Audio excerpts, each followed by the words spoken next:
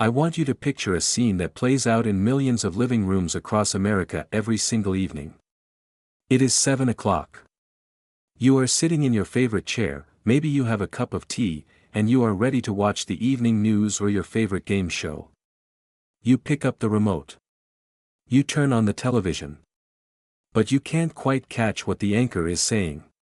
It sounds muffled, like they are speaking through a thick wool blanket. So, you press the volume up button. You press it again. And again. To you, it sounds normal. But then, your spouse walks in from the kitchen with a look of annoyance on their face. They ask you why the TV is screaming. They tell you it is rattling the windows. You feel a flash of defensiveness. You say, I just want to hear it. But deep down, you feel a cold knot of fear in your stomach. You think to yourself, this is it. I am going deaf. I am losing my hearing just like my father did. You start thinking about the cost of hearing aids. You start worrying about looking old. You start worrying about the thousands of dollars that Medicare might not cover. I am here to tell you that before you spend $5,000 on a piece of plastic to put behind your ear, and before you accept the sentence of hearing loss, you need to check the plumbing. There is a very high probability, some studies say as high as 30 to 50% in the senior population, that you are not going deaf at all. You are simply plugged up. You are suffering from a condition called Cerumen Impaction, which is the fancy medical term for a rock-hard wall of earwax blocking your ear canal. It is not a disease. It is a mechanical blockage. And the tragedy is that thousands of seniors buy hearing aids they do not need, simply because no one told them how to clean their ears properly. Today, we are going to have a very honest, slightly gross, but incredibly important conversation about earwax. We are going to talk about why your ears get blocked more easily as you age. We are going to expose the dangerous tool in your bathroom cabinet that is actually making the problem worse, the cotton swab. And I am going to teach you the safe, doctor-approved method to melt that wax away at home using ingredients you already have in your kitchen, restoring your hearing and your quality of life for pennies. To understand why this happens, we have to look at the anatomy of the ear. The ear canal is a marvel of engineering. It is a self-cleaning oven. The skin inside your ear canal is unique. Unlike the skin on the rest of your body which sheds and flakes off, the skin in your ear canal grows directionally. It grows from the center of the eardrum outwards, like a conveyor belt. Its job is to carry dead skin cells and wax out of the ear, where it dries up and falls out of your head while you chew or talk. This is the natural migration process. Earwax, or cerumen, is not dirt. It is a protective coating. It is antibacterial, antifungal, and it keeps the delicate skin of the ear canal from drying out and cracking. It is supposed to be there. However, as we age, the chemistry of our earwax changes. This is a biological fact that we have to accept. When we are young, our wax is wet and sticky. It moves easily. But as we cross the threshold of 60, the glands that produce the wax, the ceruminous glands, begin to shrink. They produce less oil. As a result, the wax becomes drier. It becomes harder. It becomes like concrete rather than like honey. At the same time, the conveyor belt of our skin slows down. The natural migration process isn't as efficient as it used to be. So, you have drier, harder wax moving slower. This creates a traffic jam. The wax starts to pile up. It builds layer upon layer, getting impacted against the walls of the canal. Then, we introduce the villain of our story. The cotton swab. The Q-tip.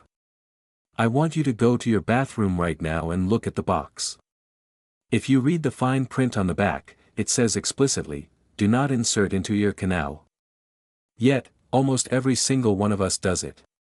It feels good. It scratches that itch. We think we are cleaning our ears. We see a little yellow on the cotton and we think, aha! I got it. But you are deceiving yourself. The ear canal is shaped like a funnel. When you shove a cotton swab in there, you might grab a little bit of soft wax from the sides, but you are taking the main mass of the wax and you are acting like a musket loader. You are ramming the wax deeper down the hole. You are packing it tight against the eardrum.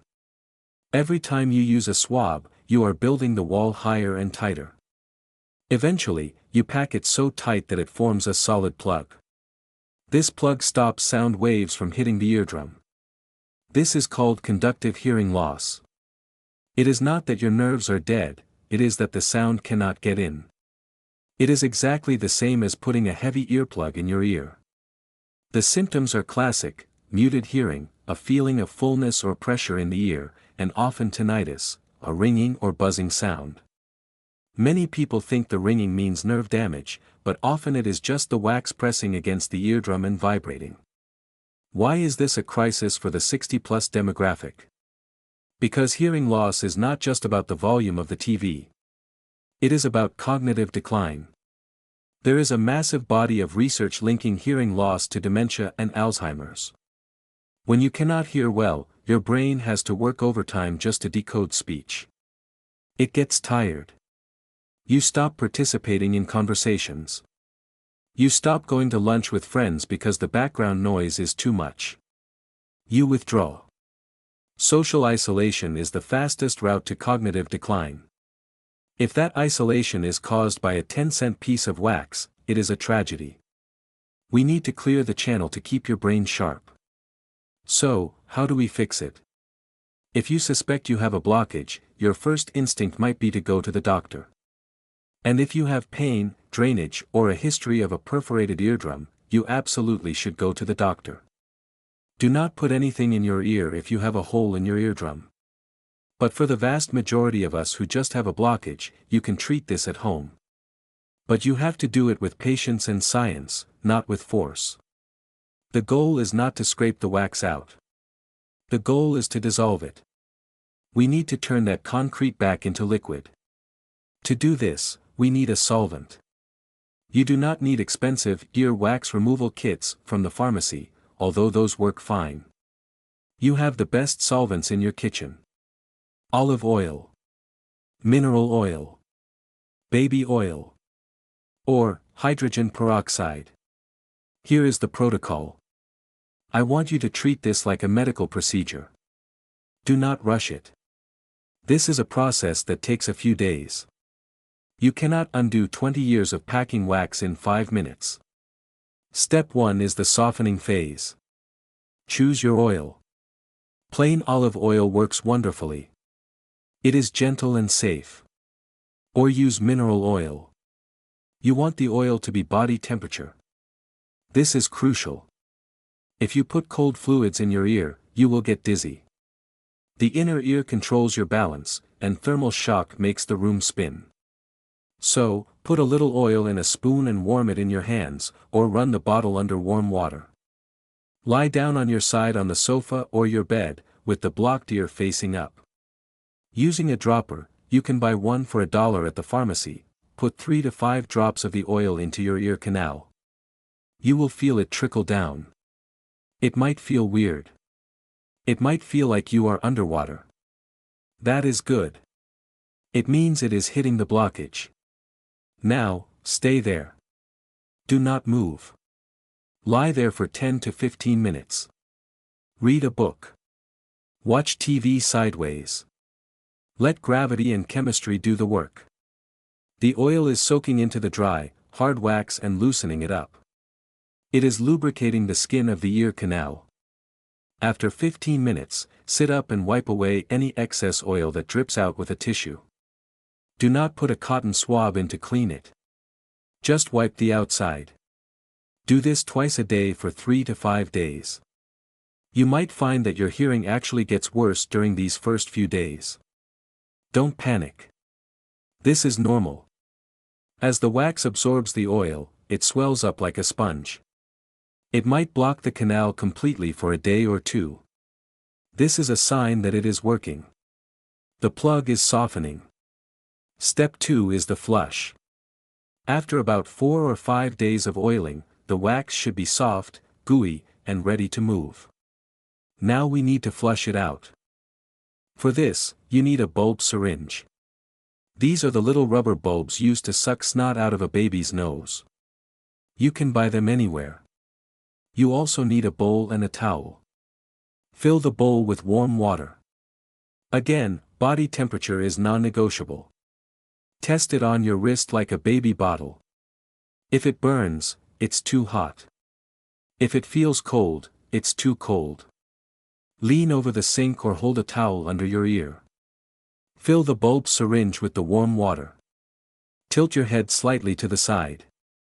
Gently, and I emphasize gently, squirt the water into your ear canal.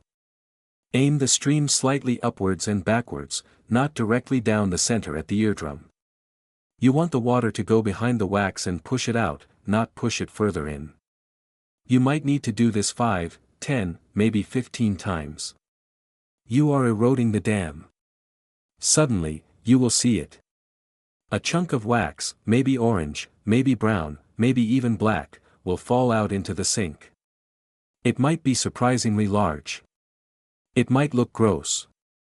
But the moment it falls out, you will feel an immediate pop. The air will rush in.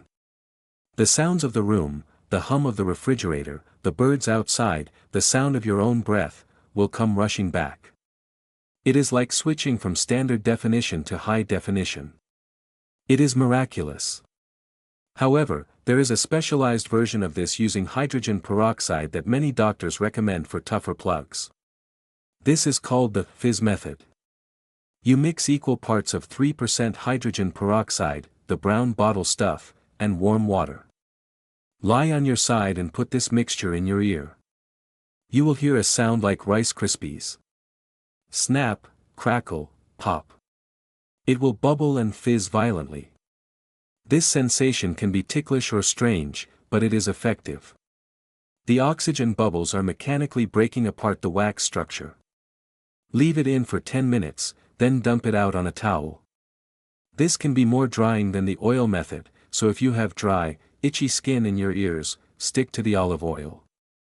I want to issue a very serious warning about a popular, natural remedy that you might have seen online or in health food stores. Ear candling. Please, for the love of your hearing, never, ever use an ear candle. The idea is that you put a hollow candle in your ear, light it on fire, and the suction pulls the wax out. This has been proven time and time again to be a complete hoax. Physics does not work that way. A candle cannot create enough suction to pull sticky wax out of an ear. But what it can do is drip hot wax onto your eardrum, perforating it and causing permanent deafness. It can burn your hair. It can burn your face. It is dangerous quackery. Do not put fire near your head. Stick to the oil and the water. There is also a tool called a curette or an ear pick, little metal or plastic scoops. You can buy them online. They often come with cameras now so you can see inside your ear on your phone. I want you to be very careful with these. If you have unsteady hands, if you have a tremor, or if you have poor depth perception, do not use these. The skin of the ear canal is paper thin. It bleeds very easily. If you scrape it, you can cause an infection called otitis externa, swimmer's ear. And if you slip, you can puncture your eardrum. Leave the scraping to the professionals who have steady hands and bright lights. The water flush is safe because water is soft. Metal is hard. Now, let's talk about the hearing aid industry. I am not saying that hearing aids are bad. For millions of people with sensorineural hearing loss, nerve damage, they are a lifeline. They are miracles of technology.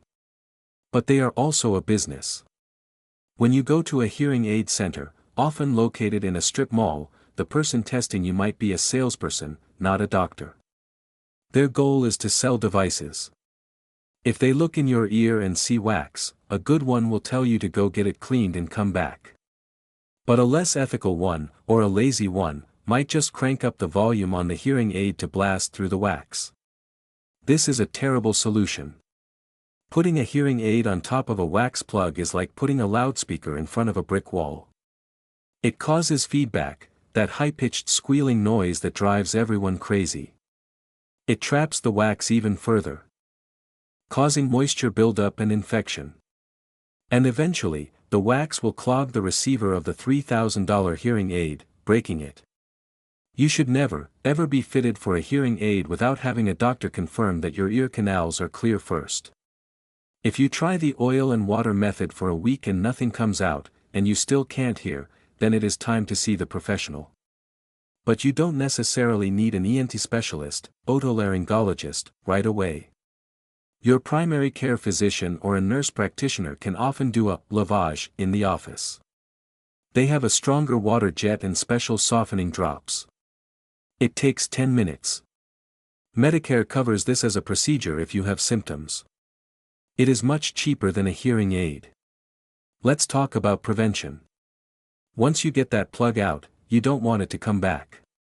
If you are a person who makes a lot of dry wax, you need a maintenance routine. This is simple. Once a week, pick a day, say, Sunday night, put a few drops of baby oil or mineral oil in your ears before bed. Just enough to coat the canal. This keeps the wax soft. It prevents it from drying into concrete. It helps the skin conveyor belt work smoothly. If you do this weekly, you may never get a plug again. We also need to address the itch. The number one reason people use cotton swabs is because their ears itch. This is a vicious cycle. You use the swab, you scratch the delicate skin, the skin releases histamine which makes it itch more, and you remove the protective wax which makes the skin dry. Dry skin itches. So you use the swab again. You have to break the cycle. If your ears itch, use the drops. Oil soothes dry skin. If the itch is severe, you can use a drop of hydrocortisone oil, if your doctor approves. But do not scratch. Scratching leads to infection. There is another culprit for ear blockages that we often overlook: earbuds and hearing aids themselves. If you wear hearing aids already, or if you listen to audiobooks with plugs in your ears, you are physically blocking the migration of wax. You are putting a stopper in the bottle. If you wear devices in your ears, you must take them out for a few hours a day to let the ears breathe. And you must check the device for wax buildup daily. Cleaning the device is just as important as cleaning the ear. Let's look at the connection between earwax and balance. Your inner ear controls your equilibrium. If you have a massive impaction on one side pressing against the eardrum, it can actually change the pressure in the inner ear. This can cause vertigo or dizziness. Falls are a major risk for the 60+ population. If you are feeling dizzy and you also feel like your ear is full, the problem might be wax. Clearing the wax can sometimes resolve the dizziness instantly. What about the shape of your ear canal? Some people are just unlucky. Some people have narrow ear canals, or canals that have a sharp bend. This makes the natural migration of wax difficult. If you have tortuous canals, the medical term for twisty, you are more prone to impactions. You cannot change your anatomy, but knowing this helps you realize that you need to be proactive with the oil drops. You can't just ignore it. I want to empower you to be the manager of your own health. When you can't hear the TV, don't just accept the narrative of decline. Don't just say, "Well, I'm old." Challenge that assumption. Ask the question, is it nerve damage, or is it just a dirty filter? Think about the clarity of sound. Remember what it sounds like to hear rain on the roof. Remember the sound of your grandchild's whisper. Remember the crispness of music. These sounds connect us to the world. When they fade, we fade. If you can bring them back with a bottle of olive oil and a bulb syringe, that is a victory. Let's reenact the scenario from the beginning. You are sitting in the chair. The TV is loud. Your spouse complains. Instead of getting defensive, you say, "You know what? You might be right. My ears feel a bit full. I'm going to try the oil protocol this week." You take action. You spend 3 days putting drops in. On the 4th day, you do the flush. The plug comes out. You sit back down. You turn the TV volume from 50 down to 20. Your spouse smiles. You smile. You haven't spent $5,000. You haven't succumbed to aging. You have simply performed maintenance on your body. There is no shame in earwax. It happens to kings and it happens to paupers. It is just biology. The only shame is letting it cut you off from the people you love because you didn't know how to fix it. So, throw away the cotton swabs. Or better yet, use them for what they are made for, cleaning makeup or polishing silver. Keep them out of your ears. Go to the kitchen, get the olive oil, and start the process tonight. Give your ears a chance to do their job. You might be surprised at how much volume is left in the world, just waiting for you to hear it. Thank you for listening. This is a simple fix for a complex problem. Share this with your friends who are constantly saying, "What?" and "Huh." You might just save them a fortune and give them back the gift of conversation. Stay safe, stay clear, and keep listening.